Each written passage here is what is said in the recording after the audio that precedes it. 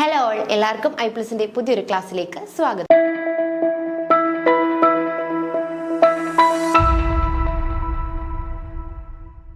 അപ്പം നമ്മൾ ഇന്ന് അടുത്ത മൊഡ്യൂളായിട്ടുള്ള അനാട്ടമിയാണ് നോക്കുന്നത്. അനാട്ടമിയിൽ തന്നെ നമ്മൾ ആദ്യമായിട്ട് നോക്കാൻ പോകുന്നത് പ്ലാന്റ് സെല്ലിന്റെ സ്ട്രക്ചർ എങ്ങനെയാണെന്നുള്ളതാണ്. അപ്പം നമുക്കത് നോക്കാം. അപ്പം നമുക്കറിയാമല്ലേ, ഒരു ടിപ്പിക്കൽ പ്ലാന്റ് സെൽ എടുക്കുകയാണെങ്കിൽ പ്ലാന്റ് സെൽ ആയിക്കോട്ടെ ആനിമൽ സെൽ ആയിക്കോട്ടെ രണ്ടും എന്താണ്, യൂക്യാരിയോട്ട് ആണ് അല്ലേ, പ്രൊക്യാരിയോട്ട് അല്ല. നമ്മുടെ പ്ലാന്റ് സെല്ലും ആനിമൽ സെല്ലും എന്താണ്, യൂക്യാരിയോട്ടിക് ആണ്. അതായത് യൂക്യാരിയോട്ടിക് കോശങ്ങളാണ് പ്ലാന്റ് സെൽ എന്ന് പറയുന്നത്. എന്തായിരുന്നു യൂക്യാരിയോട്ടിക് കോശങ്ങൾ? വളരെ കുഞ്ഞു ക്ലാസ് തൊട്ട് നമ്മൾ പഠിക്കും അല്ലേ, difference between eukaryotes and prokaryotes. So eukaryote കോശങ്ങൾ എന്ന് പറഞ്ഞു കഴിഞ്ഞാൽ അവയ്ക്ക് എന്തുണ്ട്, പ്രോമിനന്റ് ആയിട്ടുള്ള ന്യൂക്ലിയസ് അല്ലെങ്കിൽ മർമ്മമുണ്ട് അല്ലേ, പ്രോമിനന്റ് ആയിട്ടുള്ളൊരു മർമ്മമുണ്ട്. അത് കൂടാതെ എല്ലാ സെല്ലുലാർ ഓർഗനൽസും അവരിൽ പ്രസന്റും ആയിരിക്കും അല്ലെ. അപ്പൊ വ്യക്തമായിട്ടുള്ള സ്ഥാനാവരണമുള്ള മർമ്മമുള്ള സെല്ലുകളാണ് എന്തെന്ന് പറയുന്നത്, പ്ലാന്റ് സെല്ലുകൾ എന്ന് പറയുന്നത്. അപ്പോ പ്ലാന്റിന്റെ അല്ലെങ്കിൽ ഒരു സസ്യകോശം എന്ന് പറയുന്നത് യൂക്യാരിയോട്ടിക് ആയിരിക്കും. എന്താണ് യൂക്യാരിയോട്ടിക് എന്ന് പറഞ്ഞാൽ, അവയ്ക്ക് പ്രൊമിനന്റ് ആയിട്ടുള്ള ഒരു മർമ്മം അല്ലെങ്കിൽ ന്യൂക്ലിയസ്. മർമ്മം എന്ന് പറഞ്ഞാൽ എന്താ, നമ്മുടെ ന്യൂക്ലിയസിനെയാണ് കേട്ടോ മർമ്മം എന്ന് പറയുന്നത്. അപ്പൊ ഒരു ന്യൂക്ലിയസ് കാണും. ഇനി നമ്മൾ പറഞ്ഞു എന്താണ്, ആനിമൽ കോശം അല്ലെങ്കിൽ ജന്തുകോശവും സസ്യകോശവും രണ്ട് എന്താണ്, യൂക്യാരിയോട്ടിക് ആണ്. എന്നാൽ ജന്തുകോശവും സസ്യകോശവും തമ്മിൽ ചില വ്യത്യാസങ്ങളുണ്ട്. നോക്കാം. സസ്യകോശങ്ങൾക്ക് എന്തുണ്ട്, കോശഭിത്തി, സെൽ വോൾ. സസ്യകോശങ്ങൾക്ക് കോശഭിത്തി അല്ലെങ്കിൽ സെൽ വാൾ ഉണ്ട്. നമുക്കറിയാല്ലേ, നമ്മൾ പ്ലാന്റ് സെല്ല് പഠിക്കുമ്പോൾ അതിനൊരു എന്തുണ്ട്, സെൽ വോൾ ഉണ്ട്. സെല്ലിന് ചുറ്റുമായിട്ടൊരു പ്രൊട്ടക്റ്റീവ് സെൽ വോൾ കാണും. ഇനി അത് കൂടാതെ ചില ജൈവ കണങ്ങളുമുണ്ട്. നമ്മുടെ ക്ലോറോപ്ലാസ്റ്റ് പോലെയുള്ള പ്ലാസ്റ്റിഡ്സുകൾ അല്ലേ, അങ്ങനെയുള്ള കുറേ അധികം ജൈവ കണങ്ങളുമുണ്ട്. ഇത് എവിടെയില്ല, നമ്മുടെ ആനിമൽസിന്റെ സെൽസിനുള്ളിൽ ഇത് കാണുകയില്ല. ഇനി മധ്യത്തിലായിട്ട് നമുക്കൊരു ഫേനം കാണാം. എന്താ ഫേനം എന്ന് പറഞ്ഞാൽ, പ്ലാന്റ് സെൽസിൽ വാക്യൂൾസ് ഉണ്ടല്ലേ, കുറച്ച് ലാർജ് ആയിട്ടുള്ള വാക്യൂൾസിനെയും നമുക്ക് കാണാനായിട്ട് സാധിക്കും. അപ്പോൾ എല്ലാ സസ്യങ്ങളുടെ ഏതൊരു കോശം, നിങ്ങൾ ഏത് പ്ലാന്റും ആയിക്കോട്ടെ, ഏത് പ്ലാന്റ് എടുത്താലും ഈ പ്ലാന്റുകളുടെ അല്ലെങ്കിൽ സസ്യങ്ങളുടെ കോശം എന്ന് പറയുന്നത് യുക്കാരിയോട്ടിക് ആയിരിക്കും. അവയ്ക്ക് എന്തുണ്ട്, മർമ്മം ഉണ്ട്. ഇനി അത് കൂടാതെ സസ്യകോശവും ജന്തുകോശവും എന്താ, യുക്കാരിയോട്ടിക്ക. എന്നാൽ സസ്യകോശത്തിൽ മാത്രം നമുക്ക് കാണാൻ പറ്റുന്ന ചില ആൾക്കാരുണ്ട്. അതാണ് കോശഭിത്തി അല്ലെങ്കിൽ സെൽവാൾ. സെൽവാൾ എവിടെ മാത്രമേ നമുക്ക് കാണൂ, സസ്യകോശത്തിൽ മാത്രമേ കാണൂ. അത് കൂടാതെ ജൈവ കണങ്ങൾ, പ്ലാസ്റ്റിഡ്സ്, ക്ലോറോപ്ലാസ്റ്റ്, ല്യൂക്കോപ്ലാസ്റ്റ് അങ്ങനെയുള്ള കുറേ അധികം ജൈവ കണങ്ങളുണ്ട് അല്ലെ. ഇവയും എവിടെ മാത്രമേ നമുക്ക് കാണുവാനായിട്ട് സാധിക്കുകയുള്ളൂ, നമ്മുടെ പ്ലാന്റ് സെൽസിൽ കാണാനായി പറ്റും. പിന്നെ ഒരു ലാർജ് വാക്യൂളും നമുക്ക് എവിടെ കാണാൻ പറ്റും, പ്ലാന്റ് സെൽസിൽ. വാക്യൂളിന്റെ മലയാളമാണ് ഫേനം. അപ്പൊ നമ്മൾ ആദ്യമേ പറഞ്ഞു, നമ്മുടെ ചില ക്ലാസ്സുകളിൽ നമ്മൾ എന്ത് ചെയ്യുന്നുണ്ട്, മലയാളത്തിൽ തന്നെ പഠിപ്പിക്കും അല്ലെ. കാരണം എന്താണ്, അവിടെ മലയാളം ആവശ്യമായിട്ടുള്ളതാണ്. കാരണം അതിനൊക്കെ എന്തുണ്ട്, പ്രോപ്പർ ആയിട്ടുള്ള മലയാളം വേർഡുകൾ ഉണ്ട്. അപ്പൊ എല്ലാം നിങ്ങൾ മലയാളത്തിൽ പഠിക്കണം എന്നല്ല, മലയാളത്തിൽ പഠിക്കേണ്ട കാര്യങ്ങൾ മലയാളത്തിൽ പഠിക്കുക, ഇംഗ്ലീഷിൽ പഠിക്കേണ്ട കാര്യങ്ങൾ അങ്ങനെ തന്നെ പഠിച്ചു വെച്ചാൽ മതിയാവും കേട്ടോ. അപ്പൊ അതുകൊണ്ട് മലയാളം ഇല്ല എന്നോർത്ത് ടെൻഷൻ അടിക്കേണ്ട. ആവശ്യമുള്ള കാര്യങ്ങൾ എന്തായിരിക്കും, നമ്മൾ മലയാളത്തിൽ തന്നെ ആയിരിക്കും പ്രൊവൈഡ് ചെയ്യുന്നത്. അപ്പം ഒരു ഫേനം അല്ലെങ്കിൽ വാക്യൂളും നമുക്ക് കാണാൻ പറ്റും. ഇനി ജന്തുകോശങ്ങളിൽ കാണപ്പെടുന്ന ഒരു കാര്യം എവിടെ കാണില്ല, നമ്മുടെ സസ്യകോശത്തിൽ കാണിക്കില്ല. അതെന്താന്ന് ചോദിച്ചു കഴിഞ്ഞാൽ സെൻട്രിയോളുകൾ അല്ലെ. നമ്മുടെ സെൻട്രിയോളുകൾ എന്ന് പറയുന്ന അല്ലെങ്കിൽ സെൻട്രിയോൾസ് എന്ന് പറയുന്ന സ്ട്രക്ചേഴ്സ് നമുക്ക് എവിടെ കാണാൻ കഴിയില്ല, നമ്മുടെ സസ്യകോശങ്ങളിൽ കാണാനായിട്ട് കഴിയുകയില്ല. അപ്പൊ ഒന്നും കൂടി പറയാം, സസ്യകോശമായാലും ജന്തുകോശമായാലും എല്ലാത്തിനും സ്ഥാനാവരണമുള്ള ഒരു മർമ്മമുണ്ട്. അതുകൊണ്ട് തന്നെ ആ കോശങ്ങളെ നമുക്ക് എന്ത് പേരിട്ട് വിളിക്കാം, യുക്കാരിയോട്ടിക് കോശങ്ങൾ എന്ന് വിളിക്കാം. എന്നാൽ സസ്യകോശവും ജന്തുകോശവും യുക്കാരിയോട്ടാണ്. പക്ഷെ ഇവ തമ്മിൽ ചില വ്യത്യാസമുണ്ട്. സസ്യകോശത്തിലുള്ള ചില ആൾക്കാർ ജന്തുകോശത്തിലില്ല, ജന്തുകോശത്തിലുള്ള ചില ആൾക്കാർ എവിടെയുമില്ല, സസ്യകോശത്തിലുമില്ല. അപ്പം സസ്യകോശത്തിൽ നമുക്ക് ആരെ കാണാൻ പറ്റും? കോശഭിത്തി വളരെ ഇമ്പോർട്ടന്റ് ആണ് കേട്ടോ. സെൽ വാൾ നമുക്ക് എവിടെയാണ് കാണാൻ പറ്റുന്നത്? വളരെ ബേസ് ആയിട്ടുള്ള കാര്യമാണ് അല്ലെ. സെൽ വാൾ നമുക്ക് സസ്യകോശത്തിലാണ് കാണുന്നത്. അത് കൂടാതെ വേരിയസ് ആയിട്ടുള്ള ജൈവ കണങ്ങളും നമുക്ക് കാണാൻ പറ്റും. പിന്നെ എന്ത് കാണാൻ പറ്റും? പ്ലാസ്റ്റിഡ്സിനെയും നമുക്ക് കാണാൻ പറ്റും. എന്നാൽ ജന്തുകോശത്തിലുള്ള സെൻട്രിയോൾസ് നമുക്ക് എവിടെ കാണാനായിട്ട് സാധിക്കില്ല? സസ്യകോശത്തിൽ കാണാൻ സാധിക്കില്ല. ഇനി നമ്മൾ ഒരുപാട് കേൾക്കുന്ന ഒരു വാക്കാണല്ലേ പ്രോട്ടോപ്ലാസം. പ്രോട്ടോപ്ലാസം എന്ന് പറയുന്നത് എന്താണ്? പ്രോട്ടോപ്ലാസം എന്ന് ചോദിച്ചു കഴിഞ്ഞാൽ നമ്മുടെ കോശദ്രവ്യമുണ്ട് അല്ലെ, കോശദ്രവ്യവും അതുകൂടാതെ ഗോൾജി ബോഡീസും മൈറ്റോകോൺട്രിയയും ലൈസോസോമും റൈബോസോമും അന്തർദ്രവ്യജാലകം എൻഡോപ്ലാസ്മിക് റെറ്റിക്കുലത്തിനാണ് കേട്ടോ പറയണത്. ഇതിങ്ങനെ തന്നെ പരീക്ഷയ്ക്ക് ചോദിച്ചിരുന്നു കേട്ടോ. പലരും എന്ത് ചെയ്തു? കൺഫ്യൂസ്ഡ് ആയി. ഇംഗ്ലീഷിൽ പഠിച്ചിട്ട് പോയവർ എന്താണ് ഈ സംഭവം എന്ന് കേൾക്കാതെ.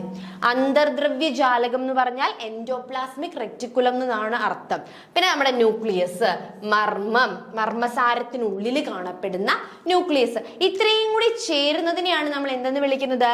പ്രോട്ടോപ്ലാസം എന്ന് വിളിക്കുന്നത്. അപ്പൊ പ്രോട്ടോപ്ലാസം എന്ന് പറഞ്ഞു കഴിഞ്ഞാൽ കോശദ്രവ്യത്തിന്റെയും ഗോൾഗി വസ്തുക്കളുടെയും മൈറ്റോകോൺട്രിയയുടെയും ലൈസോസോമിന്റെയും റൈബോസോമുകളുടെയും അന്തർദ്രവ്യ ജാലികയുടെയും മർമ്മത്തിന്റെയും കൂടി ഒരു കോമ്പിനേഷൻ അല്ലെങ്കിൽ ആ ഒരു കൂട്ടത്തിനെയാണ് നമ്മൾ എന്തെന്ന് വിളിക്കുന്നത്? പ്രോട്ടോപ്ലാസം എന്ന് വിളിക്കുന്നത്. ക്ലിയർ ആയല്ലോ രണ്ട് കാര്യമല്ലേ? ഇത് ഞാൻ എങ്ങനെയാണ് ഒരു സെൽ എന്നുള്ളത് കൊടുത്തിരിക്കുക കേട്ടോ. നിങ്ങൾക്കറിയാം ഇതൊരു യൂക്കാരിയോട്ടിക് സെല്ലിന്റെ ഒരു സ്ട്രക്ചർ ആണ്. നമ്മൾ പറഞ്ഞു അല്ലേ നമ്മുടെ പ്ലാന്റ് യുക്കാരിയോട്ട് ആണെന്ന്. യുക്കാരിയോട്ട്. സോ യുക്കാരിയോട്ട് ആയിട്ടുള്ള ഒരു സെല്ലിന്റെ സ്ട്രക്ചർ ആണ് ഈ കൊടുത്തിരിക്കുന്നത്. നമുക്ക് നോക്കാം യുക്കാരിയോട്ട് ആയിട്ടുള്ള സെല്ലിൽ എന്തൊക്കെയുണ്ട്. ആദ്യം തന്നെ നമുക്ക് സൈറ്റോപ്ലാസം കാണാൻ പറ്റും, സെൽ മെംബ്രെയിൻ കാണാം, ന്യൂക്ലിയസ് കണ്ടോ, അതേ പ്രൊമിനന്റ് ആയിട്ടുള്ള ന്യൂക്ലിയസ് നമുക്ക് കാണാനായിട്ട് സാധിക്കുന്നുണ്ട്. DNA ഉണ്ട്, എൻഡോപ്ലാസ്മിക് റെറ്റിക്കുലം ഉണ്ട്, ലൈസോസോം ഉണ്ട്, റൈബോസോം ഉണ്ട്, ഗോൾഗി അപ്പാരറ്റസ് ഉണ്ട്. ജസ്റ്റ് ഇതാണ് ഒരു യുക്കാരിയോട്ടിക് സെൽ എന്നതിനുള്ള ഒരു എക്സാമ്പിൾ പോലെ എന്ത് ചെയ്തിരിക്കുകയാണ്, നിങ്ങൾക്ക് കാണിച്ചിരിക്കുകയാണ്.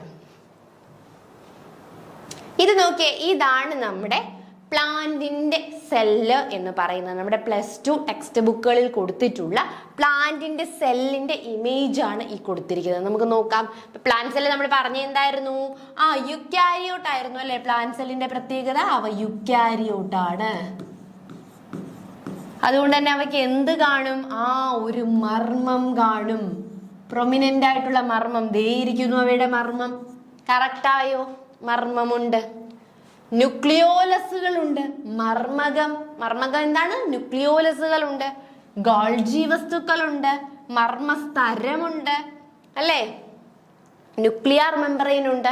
പ്ലാസ്മാ സ്തരം, പ്ലാസ്മാ മെംബ്രെയിൻ ഉണ്ട്. ഫേനം നോക്കിയേ, ലാർജ് ആയിട്ടുള്ളൊരു ഫേനം ഉണ്ടെന്ന് നമ്മൾ പറഞ്ഞില്ലേ. ഫേനം എന്ന് പറഞ്ഞാൽ എന്താണ്? നമ്മുടെ വാക്യൂൾ ആണ് കേട്ടോ. ഫേനം അല്ലെങ്കിൽ വാക്യൂൾസ് ഉണ്ട്. മിഡിൽ ലാമെല്ലയുണ്ട്. പച്ച കളറിൽ എന്തുണ്ട് ഇവിടെ? കോശഭിത്തി. പ്ലാന്റ് സെല്ലിൽ മാത്രം കാണപ്പെടുന്ന സെൽ വാൾ അല്ലെങ്കിൽ എന്ത് കാണാൻ സാധിക്കുന്നു? കോശഭിത്തി. മൈറ്റോകോൺട്രിയോണുണ്ട്, റൈബോസോമുകളുണ്ട്, ഹരിതഗണമുണ്ടല്ലേ. പ്ലാന്റ്സിന് എന്താ പ്രത്യേകത? ഫോട്ടോസിന്തസിസ് നടത്തണം അല്ലെ. സ്വയമായിട്ട് അവ ഓട്ടോട്രോപ്സ് ആണ്. സ്വന്തമായിട്ട് പാകം ചെയ്ത് ഫുഡ് പ്രിപ്പയർ ചെയ്യുന്ന വിഭാഗക്കാരാണ് ആരെന്ന് പറയുന്നത്? നമ്മുടെ പ്ലാന്റ്സ് എന്ന് പറയുന്നത്. അപ്പൊ ഈ പ്ലാന്റ്സിന് അങ്ങനെ ഫുഡ് പ്രിപ്പയർ ചെയ്യണമെങ്കിൽ ആര് വേണം? ലൈറ്റ് എനർജി വേണം അല്ലെ. അപ്പൊ ഈ ലൈറ്റ് എനർജിയെ ട്രാപ്പ് ചെയ്യാനായിട്ട് ആര് വേണം? നമ്മുടെ ക്ലോറോഫിൽ അല്ലെങ്കിൽ ഹരിത കണങ്ങളെ വേണം. അവ കാണും സെല്ലിനുള്ളില്. പിന്നെ കോശദ്രവ്യം അല്ലെ, നമ്മുടെ സൈറ്റോപ്ലാസം കാണണം, ടെറോക്സിസോം കാണും, മൈക്രോട്യൂബ്യൂൾസ് കാണും, പ്ലാസ്മോഡിസ്മ കാണും, മിനുസ അന്തർദ്രവ്യ ജാലിക, പരുപരുത്ത അന്തർദ്രവ്യ ജാലിക. എന്താണ്? Smooth endoplasmic reticulum and rough endoplasmic reticulum. ഇത് രണ്ടുമാണ് എന്ത്? മിനുസ അന്തർദ്രവ്യ ജാലിക അല്ലെങ്കിൽ പരുപരുത്ത അന്തർദ്രവ്യ ജാലിക എന്ന് പറയുന്നത്. അപ്പൊ ഇത്രയും സംഭവങ്ങൾ ചേർന്നതാണ് എന്തെന്ന് പറയുന്നത്? ഒരു സസ്യകോശം എന്ന് പറയുന്നത്. അപ്പൊ സസ്യകോശത്തെ കുറിച്ചുള്ള ഒരു ഐഡിയ കിട്ടിയോ? യുക്കാരിയോട്ട് ആയിട്ടുള്ളതും പ്രൊമിനന്റ് ആയിട്ടുള്ള മർമ്മമുള്ളതും വലിയ ഫേനമുള്ളതും കോശഭിത്തിയാൽ പൊതിഞ്ഞതും, അതുകൂടാതെ എന്താ നമ്മൾ പറഞ്ഞ റൈബോസോമും ഹരിതകണവും കോശദ്രവ്യവും ഒക്കെ ഉൾപ്പെടുന്നതാണ് നമ്മുടെ പ്ലാന്റ് സെല്ല് എന്ന് പറയുന്നത്. ഇനി നമുക്ക് ഓരോരോ പാർട്ടിലേക്ക് നോക്കാം. ആദ്യം നമുക്ക് കോശഭിത്തി എന്താന്ന് നോക്കാം അല്ലെ. കോശഭിത്തി അല്ലെങ്കിൽ എന്താ പേര്? Cell wall. ഇംഗ്ലീഷും മലയാളവും പഠിച്ചോ, നല്ലതാണ്. Cell wall. കോശത്തിന് അല്ലെ, നമുക്കറിയാം നമ്മളൊരു വീട് വെക്കാണ് അല്ലെ. അപ്പൊ വീട് വെക്കുന്ന സമയത്ത് നമ്മൾ ആദ്യം എന്ത് ചെയ്യും? നമുക്ക് ഭിത്തികൾ കിട്ടും അല്ലെ, വോൾസ് കാണും. 4 ചുവരുകളായിട്ട് വോൾസ് കാണും. ആ വോൾസ് ആണ് എന്ത് നിർണ്ണയിക്കുന്നത്? ആ റൂമിന്റെ അല്ലെങ്കിൽ ആ വീടിന്റെ ഷേപ്പ് നിർണ്ണയിക്കുന്നത് അതാണ് അല്ലെ. ഇപ്പൊ ആ വോൾസ് നമ്മളൊരു റൗണ്ട് ഷേപ്പിലാണ് കിട്ടുന്നതെങ്കിൽ എന്തായിരിക്കും? ആ വീടിന്റെ ഷേപ്പ് എന്ന് പറയുന്നത് റൗണ്ട് ആയിരിക്കും, അല്ലെങ്കിൽ ആ ഒരു പെർട്ടിക്കുലർ റൂമിന്റെ ഷേപ്പ് എന്ന് പറയുന്നത് റൗണ്ട് ആയിരിക്കും. ഇനിയിപ്പം നമ്മൾ എന്ത് ചെയ്യാന്ന് വെച്ചോ, ഒരു സ്ക്വയർ ഷേപ്പിലാണ് ആ വോൾസ് കിട്ടുന്നതെങ്കിൽ എന്തായിരിക്കും? ആ റൂമിന്റെ ഷേപ്പ് ഒബിയസ്ലി എന്തായിരിക്കും? ആ ഒരു സ്ക്വയർ ആയിരിക്കും. അപ്പൊ ആ വോൾസ് ആണ് എന്ത് നിയന്ത്രിക്കുന്നത്? ആ ഒരു വീടിന്റെ ഷേപ്പ് നിർണ്ണയിക്കുന്നത് അല്ലെ. അതുപോലെ തന്നെയാണ് സെൽ വോൾ അല്ലെങ്കിൽ കോശഭിത്തിയാണ് കോശത്തിന് ആകൃതി നൽകുന്നത്. കോശം ഏത് ഷേപ്പിൽ ഇരിക്കണം എന്ന് തീരുമാനിക്കുന്നത് ആരാണ്? നമ്മുടെ കോശഭിത്തിയാണ്. അത് മാത്രമല്ല പിന്നെ എന്തും ചെയ്യുന്നുണ്ട്? ആഘാതങ്ങളിൽ നിന്ന് എന്തെങ്കിലുമൊക്കെ ഇഞ്ചുറീസ് വരും അല്ലെ. ഇപ്പൊ നമുക്ക് ഭിത്തി ഉണ്ടായത് കൊണ്ട് തന്നെ എന്തെയും പുറത്തെ മഴയോ വെയിലോ അല്ലെങ്കിൽ തണുപ്പോ ഒന്നും നമുക്ക് എന്ത് ചെയ്യില്ല, നമ്മൾ ആ റൂമിനകത്തിരിക്കുമ്പോൾ അകത്തേക്ക് അത്രയും എത്തില്ല അല്ലേ. നമ്മളെ പ്രൊട്ടക്ട് ചെയ്യുന്നുണ്ട്, പുറത്തെ ആഘാതങ്ങളിൽ നിന്നൊക്കെ പ്രൊട്ടക്ട് ചെയ്യുന്നുണ്ട്. അതേപോലെ തന്നെയാണ് പ്ലാന്റ് സെല്ലിലെ ആഘാതങ്ങളിൽ നിന്നും എന്ത് ചെയ്യുന്നു? പ്ലാന്റ്സിനെ പ്രൊട്ടക്ട് ചെയ്യുന്നു. ഇനി എന്തെങ്കിലും അണുബാധയിൽ നിന്നും സംരക്ഷണം നൽകുന്നു. ഇനി കോശങ്ങൾ തമ്മിലുള്ള പരസ്പര വിനിമയത്തിന് അല്ലെ. ഇപ്പൊ ഈ വോൾസ് ആണ് എന്ത് ചെയ്യുന്നത്? ആ വീടിനെ തമ്മിൽ കണക്ട് ചെയ്യുന്നത്. ഈ വോളും അടുത്ത റൂമിന്റെ വോളും തമ്മിൽ കണക്ഷൻ കാണും. അതുപോലെ അടുത്തടുത്ത കോശങ്ങൾ തമ്മിലുള്ള കണക്ഷനും ആര് സഹായിക്കുന്നു? കോശഭിത്തി സഹായിക്കുന്നു. കോശഭിത്തി നിർമ്മിച്ചിരിക്കുന്നത് അപ്പൊ എപ്പോഴും ചോദിക്കാം, സസ്യത്തിന്റെ കോശഭിത്തി നിർമ്മിച്ചിരിക്കുന്നത് എന്തുകൊണ്ടാണ്? സെല്ലുലോസ്, ഹെമി സെല്ലുലോസ്, പെക്റ്റിനുകൾ, പ്രോട്ടീനുകൾ എന്നിവ കൊണ്ടാണ്. അപ്പൊ കോശഭിത്തിയെ കുറിച്ച് ഒരു ഐഡിയ കിട്ടിയോ? അപ്പം സസ്യകോശത്തിൽ മാത്രം കാണപ്പെടുന്ന ഒരു ഭാഗമാണ് ഏതെന്ന് പറയുന്നത്? കോശഭിത്തി അല്ലെങ്കിൽ സെൽ വോൾ. ഇത് ആനിമൽ അല്ലെങ്കിൽ ജന്തുകോശത്തിലെ ആബ്സെന്റ് ആയിരിക്കും, അല്ലെങ്കിൽ കാണാൻ കഴിയില്ല. അപ്പം ഈ സസ്യകോശത്തിലെ കോശഭിത്തിയുടെ പ്രത്യേകത എന്തെന്ന് ചോദിച്ചു കഴിഞ്ഞാൽ, കോശഭിത്തി എന്തായിരിക്കും? അവയ്ക്ക് സെല്ലിന് കറക്റ്റ് ആയിട്ടുള്ള ഒരു ആകൃതി നൽകും. കോശഭിത്തി എപ്പോഴും സെല്ലിന് കറക്റ്റ് ആയിട്ടുള്ള ഒരു ആകൃതി നൽകുന്നുണ്ടായിരിക്കും. അതുകൂടാതെ സെല്ലിനെ ആഘാതങ്ങളിൽ നിന്നും പിന്നെന്താണ് അണുബാധയിൽ നിന്നും പ്രൊട്ടക്റ്റ് ചെയ്യുന്നു. പരസ്പരം സെല്ലുകൾ തമ്മിലുള്ള ഒരു കണക്ഷൻ അല്ലെങ്കിൽ അവ തമ്മിലുള്ള ഒരു കമ്മ്യൂണിക്കേഷൻ മെയിൻറ്റെയിൻ ചെയ്തു പോകുന്നു. ഇനി ഈ ഇത്രയൊക്കെ ചെയ്യുന്ന കോശഭിത്തി എന്തുകൊണ്ടാണ് നിർമ്മിച്ചിരിക്കുന്നത് അല്ലെ? നമ്മുടെ കോശഭിത്തിയല്ല, നമ്മുടെ വീടിന്റെ ഭിത്തിയൊക്കെ എന്തുകൊണ്ടായിരിക്കും നിർമ്മിച്ചിരിക്കുന്നത്? കല്ലുകൾ കൊണ്ടും സിമെന്റ് കൊണ്ടും ഒക്കെയാണല്ലേ. അതുപോലെ പ്ലാന്റിന്റെ കോശഭിത്തി നിർമ്മിച്ചിരിക്കുന്നത് സെല്ലുലോസ് കൊണ്ടും ഹെമി സെല്ലുലോസ് കൊണ്ടും പെക്റ്റിനുകൾ കൊണ്ടും പ്രോട്ടീനുകൾ കൊണ്ടുമായിരിക്കും അവ നിർമ്മിച്ചിരിക്കുന്നത്. പുതിയതായിട്ട് രൂപം പ്രാപിച്ച സസ്യകോശത്തിന് അപ്പൊ ഇനി നോക്കിയേ, ആദ്യമായിട്ടൊരു പുതിയ ഒരു കോശം രൂപം കൊള്ളുകയാണ് അല്ലെ. അപ്പൊ പുതിയതായിട്ട് രൂപം കൊള്ളുന്ന ആ ഒരു കോശത്തിന് ആദ്യം ഉണ്ടാവുന്ന കോശഭിത്തിയെ നമ്മൾക്ക് എന്ത് വിളിക്കാം? പ്രൈമറി കോശഭിത്തി അല്ലെങ്കിൽ പ്രാഥമിക കോശഭിത്തി എന്ന് വിളിക്കാം. ഈ പ്രാഥമിക കോശഭിത്തി എന്താ ഇങ്ങനെ വളർന്നുകൊണ്ടേയിരിക്കും അല്ലെ. അതിങ്ങനെ വളർന്ന് ഒരു പെർട്ടിക്കുലർ സ്റ്റേജ് എത്തുമ്പോൾ അതിന്റെ വളർച്ച അവിടെ അങ്ങ് നിൽക്കും. അതെന്ത് ചെയ്യും? മെച്യൂരിറ്റി അറ്റൈൻ ചെയ്യും അല്ലെ. പൂർണ്ണ വളർച്ച എത്തിത്തീരുമ്പോൾ തുടർന്ന് കോശത്തിന്റെ ഉൾഭാഗത്ത് എന്ത് പറ്റും? അടുത്ത ഒരു കോശഭിത്തി രൂപപ്പെടും. അതിനെ നമ്മൾ സെക്കൻഡറി അല്ലെങ്കിൽ ദ്വിതീയ കോശഭിത്തി എന്ന് വിളിക്കും. ഒന്നുകൂടി ശ്രദ്ധിച്ചേ, ഇപ്പൊ ഒരു പ്ലാന്റിന്റെ സെല്ല് ആദ്യമായിട്ടുണ്ടാവുമ്പോൾ അല്ലെ, ഫസ്റ്റ് ഒരു പ്ലാന്റ് സെല്ല്, അതിൻ്റെ ഒരു കോശഭിത്തി കാണും. ആ കോശഭിത്തിയാണ് നമ്മൾ എന്ത് പേരിട്ട് വിളിക്കുന്നത്? പ്രൈമറി കോശഭിത്തി എന്ന് വിളിക്കുന്നത്. പ്രൈമറി കോശഭിത്തിക്ക് ശേഷം പ്രൈമറി കോശഭിത്തിക്ക് എന്ത് കാണും? ഇങ്ങനെ വളരാനുള്ള കഴിവുണ്ട്. അത് വളർന്ന് വലുതായിട്ട് ഒരു പെർട്ടിക്കുലർ സ്റ്റേജ് എത്തുമ്പോൾ എന്ത് ചെയ്യും? അതിന്റെ വളർച്ച അങ്ങ് നിൽക്കും. അങ്ങനെ നിന്ന് കഴിയുമ്പോൾ നമ്മുടെ കോശത്തിനുള്ളിൽ അടുത്ത ഒരു കോശഭിത്തി രൂപം കൊള്ളും. അതാണ് എന്ത്? ദ്വിതീയ കോശഭിത്തി അല്ലെങ്കിൽ സെക്കൻഡറി കോശഭിത്തി. ഇത് കണ്ട, നമ്മുടെ പ്രൈമറി ആദ്യം എന്ന് പറയുന്നത് പ്രൈമറി വോളാണ് കേട്ടോ. പ്രൈമറി വോള് കഴിഞ്ഞ് അത് കഴിഞ്ഞിട്ടായിട്ട് നമുക്ക് സെക്കൻഡറി വോള് കാണാം. അത് കഴിഞ്ഞ് പ്ലാസ്മ മെംബ്രെയിൻ കാണാം. അപ്പോൾ ഈ പ്ലാസ്മ മെംബ്രെയിനും പ്രൈമറി വോളിനും ഇടയിലായിട്ടാണ് ആര് ഫോം ചെയ്യുന്നത്? നമ്മുടെ സെക്കൻഡറി വോള് ഫോം ചെയ്യുന്നത്. ഇനി സമീപത്തുള്ള കോശങ്ങളെ ചേർത്ത് നിർത്തുന്ന ഒരു പാളിയാണ് മിഡിൽ ലാമെല്ല. നമ്മൾ പറഞ്ഞു ഈ രണ്ട് സെൽസ്, ഇതിപ്പോൾ ഒരു സെല്ല്, ഇതിപ്പം അടുത്ത സെല്ല്. അപ്പൊ ഈ സെൽസുകൾ തമ്മിൽ എന്തുണ്ട്? ആ കണക്ഷൻ ചെയ്യുന്നതാണ് കോശഭിത്തി നമ്മൾ പറഞ്ഞല്ലേ. അപ്പൊ ഈ രണ്ട് സെൽസുകളെ തമ്മിൽ ചേർത്ത് നിർത്തുന്ന ആ ഒരു പാളിയെ നമുക്ക് എന്ത് വിളിക്കാം? മിഡിൽ ലാമെല്ല എന്ന് വിളിക്കാം. മിഡിൽ ലാമെല്ല നിർമ്മിച്ചിരിക്കുന്നത് കാൽസ്യം പെക്റ്റേറ്റ് കൊണ്ടാണ്. എന്തുകൊണ്ടാണ്? കാൽസ്യം പെക്റ്റേറ്റ് ഇമ്പോർട്ടന്റ് ആണ്. മിഡിൽ ലാമെല്ല നിർമ്മിച്ചിരിക്കുന്നത് എന്തുകൊണ്ടാണെന്ന് ചോദിച്ചു കഴിഞ്ഞാൽ കാൽസ്യം പെക്റ്റേറ്റ് കൊണ്ടാണ് മിഡിൽ ലാമെല്ല നിർമ്മിച്ചിരിക്കുന്നത്. സമീപ കോശങ്ങളെ ബന്ധിപ്പിച്ചുകൊണ്ട് കോശഭിത്തിക്കും മിഡിൽ ലാമെല്ലയ്ക്കും കുറുകെ കോശദ്രവ്യം ഒരു പാലം പോലെ ആക്ട് ചെയ്യുന്നു. അതിനെ നമ്മൾ പ്ലാസ്മോഡെസ്മീറ്റ എന്ന് വിളിക്കുന്നു. അപ്പം രണ്ട് കോശങ്ങളെ ബന്ധിപ്പിച്ചുകൊണ്ട് കോശഭിത്തിക്കും മിഡിൽ ലാമെല്ലയ്ക്കും കുറുകെ, ഇത് രണ്ട് കോശം ആട്ടോ, ഇതൊരു കോശം ഇതൊരു കോശം, ഈ രണ്ട് കോശങ്ങളെ ബന്ധിപ്പിച്ചുകൊണ്ട് ആരുണ്ട്? നമ്മുടെ മിഡിൽ ലാമെല്ല ഉണ്ട്. ഈ മിഡിൽ ലാമെല്ലയ്ക്കും കോശഭിത്തി ഉണ്ടല്ലോ, ഓൾറെഡി ഇവിടെ ഒരു കോശഭിത്തി, ഈ കോശഭിത്തിക്കും ഇടയിൽ ഒരു പാലം പോലെ ആര് കാണാം? നമുക്ക് പ്ലാസ്മോഡെസ്മീറ്റയെ കാണുവാനായിട്ട് സാധിക്കും. നോക്കി നമുക്കിവിടെ കാണാം. ആദ്യം സെൽവാളിന് എപ്പോഴും എന്ത് കാണും? ഇങ്ങനെ ഡെവലപ്പ് ചെയ്ത് വികസിക്കാനുള്ളൊരു കഴിവ് കാണും. അങ്ങനെ വികസിക്കുന്ന ആദ്യത്തെ ആ ഒരു സെൽവാളിനെ നമ്മൾ പ്രൈമറി സെൽവാൾ എന്നാണ് വിളിക്കുന്നത്. പ്രൈമറി സെൽവാൾ എല്ലാ മെച്യൂരിറ്റിയും എത്തിക്കഴിയുമ്പോൾ എന്തായിട്ട് മാറും അല്ലേ? അതിനുശേഷം സെക്കൻഡറി സെൽവാൾ ഫോം ചെയ്യുന്നു. സെക്കൻഡറി സെൽവാള് ഈ സെൽസുകളെ തമ്മിൽ കണക്ട് ചെയ്തുകൊണ്ട് മിഡിൽ ലാമെല്ല എന്ന് പറയുന്ന ഒരു കണക്ഷൻ ഉണ്ട്. അതിന് കാൽസ്യം പെക്റ്റേറ്റ് കൊണ്ടാണ് ഈ മിഡിൽ ലാമെല്ല നിർമ്മിച്ചിരിക്കുന്നത്. മിഡിൽ ലാമെല്ലയ്ക്കും നമ്മുടെ കോശഭിത്തിക്കും ഇടയിലായിട്ട് ഒരു പാലം പോലെ, കുറുകെ ഒരു പാലം പോലെ ഒരു പ്രത്യേക സ്ട്രക്ചർ കാണാം. അതിനെ നമുക്ക് പ്ലാസ്മോഡെസ്മീറ്റ എന്ന് വിളിക്കാം. ഇവിടെ നമുക്ക് കുറച്ചും കൂടി വൃത്തിയായിട്ട് കാണാനായിട്ട് സാധിക്കും ഇമേജ്. നോക്കി, ആദ്യം എന്ന് പറയുന്നത് ഇതെന്താണ്? നമ്മുടെ സെല്ലാണ് കേട്ടോ. അപ്പൊ സെല്ലില് ആദ്യം നമുക്ക് എന്താണ്? പ്രൈമറി സെൽവാളുണ്ട്. പ്രൈമറി സെൽവാളിന്റെ അകത്തായിട്ട് കുറച്ചും കൂടി അകത്തേക്ക് പോകുമ്പോൾ നമുക്ക് ആരെ കാണാം? സെക്കൻഡറി സെൽവാളിനെ കാണാം അല്ലെ?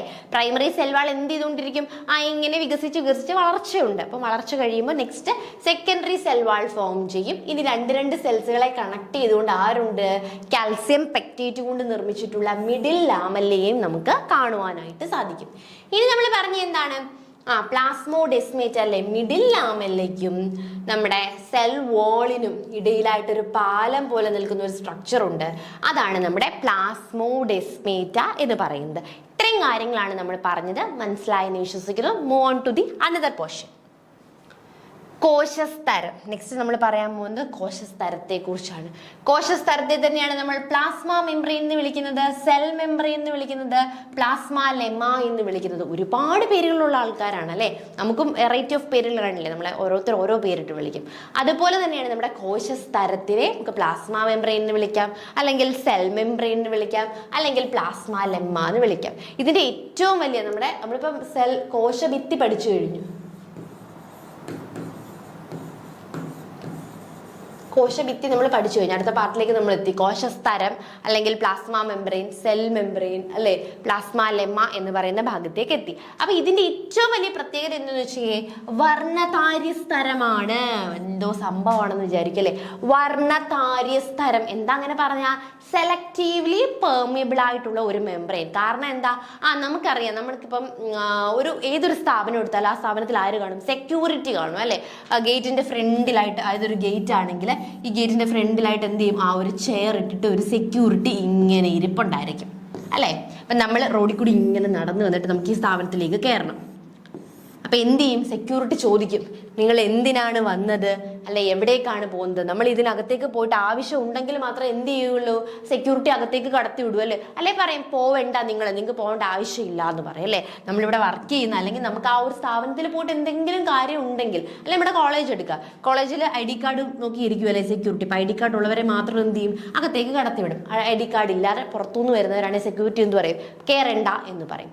ഈ സെയിം സംഭവം തന്നെയാണ് നമ്മുടെ കോശസ്തരം ചെയ്യുന്നത്. പുള്ളി എന്താണ്? സെലക്റ്റീവ്ലി പെർമിയബിൾ ആണ്, അല്ലെങ്കിൽ വർണ്ണതാര്യസ്തരമാണ്. എന്ന് വെച്ചാൽ എല്ലാവരെയും ഒന്നും കയറ്റി വിടില്ല. കോശത്തിനുള്ളിലേക്ക് വളരെ സെലക്റ്റീവായിട്ട് ആവശ്യമുള്ള ആൾക്കാരെ മാത്രം കയറ്റി വിടുന്ന ആളാണ് ആരെന്ന് പറയുന്നത്? നമ്മുടെ കോശസ്തരം എന്ന് പറയുന്നത്. കോശസ്തരത്തിന്റെ ഏറ്റവും വലിയൊരു ഇമ്പോർട്ടൻസ് ആണ് വർണ്ണതാര്യസ്തരം എന്ന് പറയുന്നത്.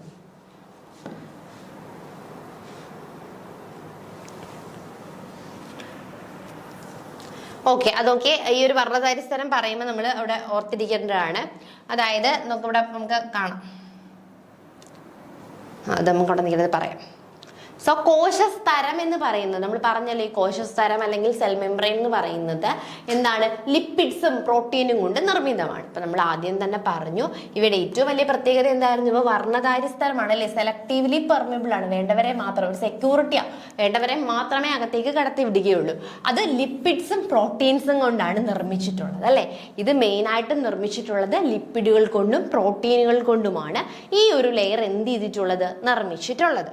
ലിപ്പിഡുകൾ പ്രധാനമായിട്ടും ഫോസ്ഫോലിപ്പിഡ്സ് ആണ് കേട്ടോ, മെയിൻ ആയിട്ട് ഫോസ്ഫോലിപ്പിഡ് കൊണ്ടാണ് നിർമ്മിച്ചിരിക്കുന്നത്. അപ്പൊ കോശസ്തരം എന്ന് പറയുന്നത് അതിന്റെ മെയിൻ കമ്പോണൻസ് എന്ന് പറയുന്നത് ലിപ്പിഡ്സും പ്രോട്ടീൻസും ആണ്. ലിപ്പിഡ്സിൽ ഫോസ്ഫോലിപ്പിഡ്സ് കൊണ്ടാണ് ഇത് നിർമ്മിച്ചിട്ടുള്ളത്. ഇവ ഡബിൾ ലെയർ ആണ് കേട്ടോ, 2 ലെയറുകളായിട്ടാണ് നിർമ്മിച്ചിരിക്കുന്നത്. ഡബിൾ ലെയർ ആണ് നമ്മുടെ കോശസ്തരം എന്ന് പറയുന്നത്. ലിപ്പിഡുകളുടെ ധ്രുവീയ ശീർഷം പുറത്തേക്കും. അപ്പൊ നോക്കി ഇവിടെ നിർമ്മിച്ചിരിക്കുന്നത് എന്തുകൊണ്ടാന്ന് പറഞ്ഞു? ലിപ്പിഡ്സ് കൊണ്ടാന്ന് പറഞ്ഞു അല്ലെ. അപ്പൊ അതില് ലിപ്പിഡ്സിന്റെ പോളാർ ഹെഡ് അല്ലെങ്കിൽ ധ്രുവീയ ശീർഷം ഉണ്ട് അല്ലെ, അതെങ്ങടേക്കായിരിക്കും? പുറത്തേക്ക് ആയിരിക്കും. അത് കൂടാതെ ഈ ലിപ്പിഡ്സിന് എന്തുമുണ്ട്? ആ ഒരു വാൽഭാഗമുണ്ട്. ഈ വാൽഭാഗം ഹൈഡ്രോഫോബിക് ആയിരിക്കും, ജലഭീതി ഉള്ളതായിരിക്കും. അത് എവിടേക്കായിരിക്കും? സരത്തിന്റെ ഉൾഭാഗത്തിലേക്കുമായിരിക്കും നിലനിൽക്കുന്നത്.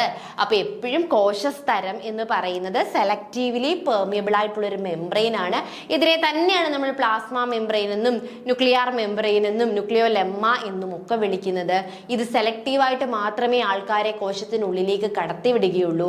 ഈ കോശസ്തരം നിർമ്മിച്ചിരിക്കുന്നത് പ്രധാനമായിട്ടും ലിപ്പിഡുകൾ കൊണ്ടും പ്രോട്ടീനുകൾ കൊണ്ടുമാണ്. ലിപ്പിഡ്സ് കൊണ്ടും പ്രോട്ടീനുകൾ കൊണ്ടുമാണ് എന്ത് നിർമ്മിച്ചിട്ടുള്ളത്?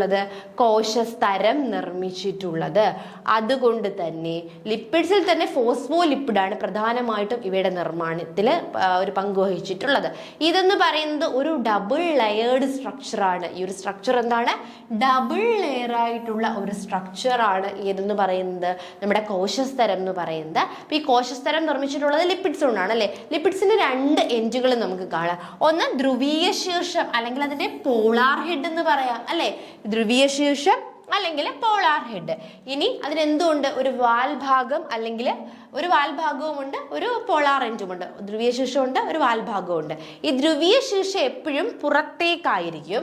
അതുകൂടാതെ ഇവിടെ വാൽഭാഗം ഹൈഡ്രോഫോബിക് ആയിരിക്കും, വെള്ളത്തിന് ഇഷ്ടമല്ല, ജലഭീതി. അതുകൊണ്ടാണ് അത് എപ്പോഴും എവിടേക്കായിരിക്കും? സെല്ലിനുള്ളിലേക്ക് അകത്തേക്കുമായിരിക്കും നിലനിൽക്കുന്നത്.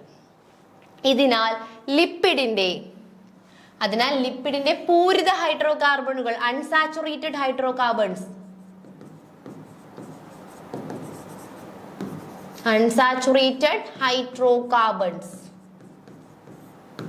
അധ്രുവീയ വാൽഭാഗം അല്ലെ, കാർബണുകളുടെ അധ്രുവീയ വാൽഭാഗം, നോൺ പോളാർ വാൽഭാഗം എന്ത് ചെയ്യുകയാണ് ചെയ്യുന്നത്? ജലാംശമുള്ള ചുറ്റുപാടുകളിൽ നിന്നും സംരക്ഷിക്കുന്നു. അപ്പൊ അതിനാൽ തന്നെ ഈ ലിപ്പിഡിന്റെ അൺസാച്ചുറേറ്റഡ് ഹൈഡ്രോകാർബണുകൾ അല്ലെ, ആ അൺസാച്ചുറേറ്റഡ് ഹൈഡ്രോകാർബൺസ് ഉള്ള അധ്രുവീയം അല്ലെങ്കിൽ നോൺ പോളാർ അല്ലെങ്കിൽ ആ വാൽഭാഗം എന്ത് ചെയ്യുന്നു? എപ്പോഴും ജലാംശങ്ങൾ പുറത്തേക്കാണല്ലേ, അകത്തേക്കാണല്ലേ. അതുകൊണ്ട് തന്നെ വാൽഭാഗമുള്ള ആ വെള്ളത്തിൽ നിന്നും അതിനെ സംരക്ഷിക്കുന്നു. കൊളസ്ട്രോളുകളും പ്രോട്ടീനുകളും കാർബോഹൈഡ്രേറ്റുകളും കോശസ്തരത്തിൽ കാണാം. അപ്പൊ ലിപ്പിഡ്സ് മാത്രമല്ല, അത് കൂടാതെ ആരൊക്കെയുണ്ട്? നമുക്ക് കൊളസ്ട്രോൾ കാണാം, പ്രോട്ടീൻസുകൾ കാണാം, കാർബോഹൈഡ്രേറ്റ് കാണാം. ഇവയെല്ലാം ഇവിടെ കാണാനായിട്ട് സാധിക്കും, നമുക്ക് കോശസ്തരത്തിൽ കാണുവാനായിട്ട് സാധിക്കും. വിവിധ കോശങ്ങളിൽ ഇവയില്ലാത്തതിന്റെയും അനുപാതം വ്യത്യസ്തമായിരിക്കും അല്ലെ. അപ്പോൾ ഓരോ കോശം അനുസരിച്ച് അതെന്തായിരിക്കും? ഈ ഫോസ്ഫോലിപ്പിഡ്സിന്റെയും അല്ലെങ്കിൽ ഇവയിൽ കാണപ്പെടുന്ന കാർബോഹൈഡ്രേറ്റുകളുടെയും പ്രോട്ടീൻസിന്റെയും കൊളസ്ട്രോളുകളുടെ ഒക്കെ അനുപാതം എന്തായിരിക്കും? ഓരോ കോശങ്ങൾ അനുസരിച്ച് ചേഞ്ച് ആയിക്കൊണ്ടിരിക്കും. പക്ഷെ എല്ലാത്തിലും എന്തായിരിക്കും? മെയിൻലി ഇതൊക്കെ കൊണ്ടായിരിക്കും ഇവ നിർമ്മിച്ചിട്ടുള്ളത്. അപ്പൊ നമുക്കൊന്നുകൂടി നോക്കാം. നമ്മൾ പറഞ്ഞത് ഇതാണ് നമ്മുടെ ആ ഒരു ഇമേജ് എന്ന് പറയുന്നത്. അപ്പൊ നമുക്കറിയാലോ എന്ത് പ്രോട്ടീൻസ് ഉണ്ട്, ഫോസ്ഫോലിപ്പിഡിന്റെ നമ്മുടെ പ്ലാസ്മ സ്തരം.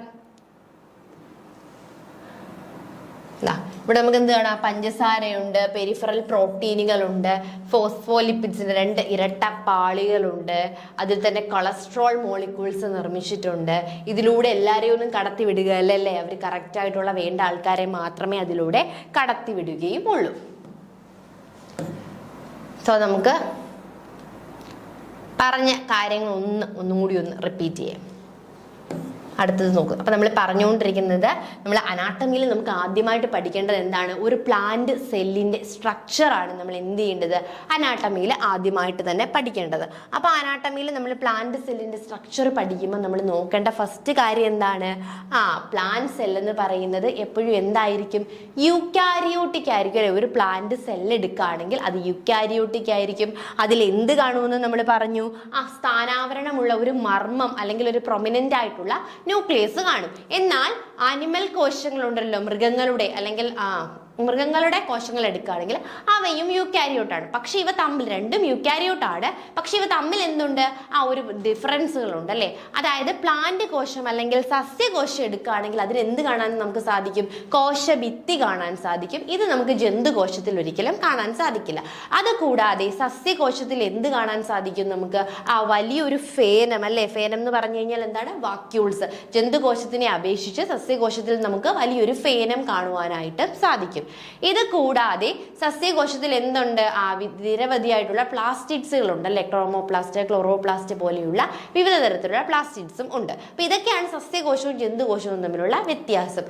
അത് കൂടാതെ ജന്തുകോശങ്ങളിൽ കാണപ്പെടുന്ന സെൻട്രിയോസോംസ് അല്ലെ സെൻട്രിയോൾ എന്ന് പറയുന്ന സ്ട്രക്ചർ എവിടെയും നമുക്ക് കാണാൻ സാധിക്കില്ല, സസ്യകോശത്തിലും കാണാൻ സാധിക്കില്ല. രണ്ടും യൂക്കാരിയോട്ടിക് കോശങ്ങൾ തന്നെയാണ്, എന്നാലും ചില വ്യത്യാസങ്ങളുണ്ട്. അതാണ് നമ്മളിപ്പോൾ പറഞ്ഞത്. അതിനുശേഷം നമ്മൾ എന്ത് പറഞ്ഞു? പ്ലാന്റ് സെല്ലിൽ മാത്രം കാണപ്പെടുന്ന ഒന്നാമത്തെ സ്ട്രക്ചർ ആയിരുന്നു ഏതെന്ന് പറയുന്നത്? കോശഭിത്തി എന്ന് പറയുന്നത്. ഈ ഒരു കോശഭിത്തി എന്ത് ചെയ്യുന്നു? നമുക്ക് നമ്മുടെ വീടിനൊക്കെ ഭിത്തി ഉള്ളതുപോലെ തന്നെ ഈ കോശഭിത്തി എന്ത് ചെയ്യുന്നു? കോശത്തിന് ഷേപ്പ് നൽകുന്നു. അതുകൂടാതെ കോശത്തിനെ പ്രൊട്ടക്ട് ചെയ്യുകയുമാണ് ചെയ്യുന്നത് മെയിനായിട്ട്. ഇനി അവയുടെ ഒരു എന്തുകൊണ്ടാണ് ഇവ നിർമ്മിച്ചിരിക്കുന്നതെന്ന് ചോദിച്ചു കഴിഞ്ഞാൽ സെല്ലുലോസ്, ഹെമി സെല്ലുലോസും കൊണ്ടായിരിക്കും എന്ത് ചെയ്തിരിക്കുന്നത്? കോശഭിത്തി നിർമ്മിച്ചിരിക്കുന്നത്. സെല്ലുകൾ തമ്മിലുള്ള ആ ഒരു കമ്മ്യൂണിക്കേഷൻ മെയിൻറ്റെയിൻ ചെയ്യുന്നു. അതുകൂടാതെ സെല്ലിന് ഷേപ്പ് നൽകുന്നു, സെല്ലിനെ പ്രൊട്ടക്ട് ചെയ്യുന്നു. ഇത്രയും ഫംഗ്ഷനാണ് കോശഭിത്തിക്കുള്ളത്. ഇനി ആദ്യമായിട്ട് ഒരു സെല്ലെടുത്തു, ആ സെല്ലിന് എന്ത് വന്നു? ഒരു കോശഭിത്തി വന്നു. ആ ഫസ്റ്റ് ഫോം ചെയ്യുന്ന കോശഭിത്തിയെ നമുക്ക് എന്ത് വിളിക്കാം? പ്രൈമറി കോശഭിത്തി അല്ലെങ്കിൽ പ്രാഥമിക കോശഭിത്തി എന്ന് വിളിക്കാം. ഇനി ആ പ്രാഥമിക കോശഭിത്തി ഇങ്ങനെ വളരുന്നു, വളർച്ചയൊക്കെ എത്തിക്കഴിയുമ്പോൾ എന്ത് ഫോം ചെയ്യും? അടുത്തൊരു കോശഭിത്തി ഫോം ചെയ്യും. അതിനെയാണ് നമ്മൾ ദ്വിതീയ കോശഭിത്തി അല്ലെങ്കിൽ സെക്കൻഡറി കോശഭിത്തി എന്ന് വിളിക്കുന്നത്. ഇനി തൊട്ടടുത്തുള്ള രണ്ട് കോശങ്ങളുണ്ടല്ലേ, ഇവയെ രണ്ടിനെയും കൂടി അടുപ്പിച്ചു നിർത്തുന്ന ആ ഒരു പ്രത്യേക സ്ട്രക്ചറിനെയാണ് നമ്മൾ എന്തെന്ന് വിളിക്കുന്നത്? മിഡിൽ ലാമല്ല എന്ന് വിളിക്കുന്നത്. ഈ മിഡിൽ ലാമല്ലയ്ക്കും കോശഭിത്തിക്കും ഇടയിലായിട്ട് നമുക്ക് പ്ലാസ്മോഡെസ്മേറ്റയും കാണാം. പിന്നെ നമ്മൾ എന്തിനെ കുറിച്ചായിരുന്നു പറഞ്ഞത്? കോശസ്തരത്തിനെ കുറിച്ചാണ് പറഞ്ഞല്ലേ. കോശസ്തരം എന്ന് പറയുന്നത് plasma membrane, cell membrane, plasma lemma എന്നീ പേരുകളെല്ലാം കോശസ്തരത്തിനുള്ളതാണ്. കോശസ്തരം എപ്പോഴും സെലക്റ്റീവ്ലി പെർമിയബിൾ ആയിരിക്കും. കാരണം അത് എല്ലാവരെയും സെല്ലിനുള്ളിലേക്ക് കടത്തിവിടില്ല. ആവശ്യമുള്ള ആൾക്കാരെ മാത്രമായിരിക്കും എവിടേക്ക് കടത്തിവിടുന്നത്? സെല്ലിനുള്ളിലേക്ക് കടത്തിവിടുന്നത്. കോശസ്തരം മെയിനായിട്ടും ലിപ്പിഡ് കൊണ്ടും ഫോസ്ഫോലിപ്പിഡ്സ് കൊണ്ടും പ്രോട്ടീനുകൾ കൊണ്ടുമായിരിക്കും നിർമ്മിച്ചിരിക്കുന്നത്. എന്നാൽ ഓരോ സെല്ലിലും ഇതിന്റെ അനുപാതം എന്തായിരിക്കും? വ്യത്യസ്തമായിരിക്കും അല്ലെ. ചിലതിൽ ലിപ്പിഡ്സ് കൂടുതലായിരിക്കും, ചിലതിൽ പ്രോട്ടീനുകൾ കൂടുതലായിരിക്കും. അങ്ങനെ ആ ഒരു അനുപാതത്തിന് മാത്രമേ വ്യത്യാസം കാണൂ. അപ്പൊ നമ്മൾ ഇന്ന് പഠിച്ചത് എങ്ങനെയാണ് പ്ലാന്റ് സെല്ലിന്റെ സ്ട്രക്ചർ, അതിന്റെ മെയിൻ കാര്യങ്ങളായിരുന്നു. പറഞ്ഞ കാര്യങ്ങൾ എല്ലാവർക്കും മനസ്സിലായി എന്ന് വിശ്വസിക്കുന്നു. അടുത്ത ക്ലാസ്സിൽ അടുത്ത ടോപ്പിക്കായിട്ട് കാണാം. Thank you.